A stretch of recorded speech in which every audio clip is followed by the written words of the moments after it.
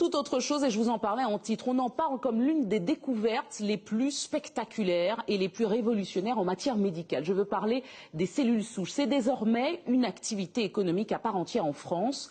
Le Parlement l'a autorisé mi-juillet sous le contrôle de l'Agence de la biomédecine et la décision a été validée par le Conseil constitutionnel début août. 5 projets de traitement des maladies cardiaques, du cancer de la peau et du diabète sont en cours.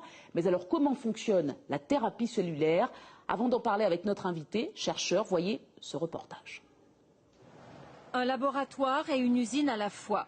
Ces biologistes manipulent des cellules humaines destinées à réparer un organe malade. C'est la thérapie cellulaire.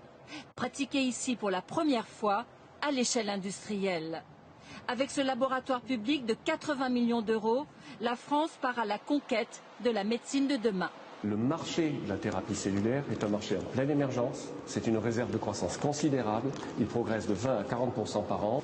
Si on veut être le leader demain, il faut investir aujourd'hui. En effet, de 500 millions d'euros en 2012, le marché de la thérapie cellulaire devrait grimper à 5 milliards en 2015, 10 milliards en 2020. Ici, on fait du sur-mesure. Le principe est de guérir un malade avec ses propres cellules. 5 projets de traitement sont en cours.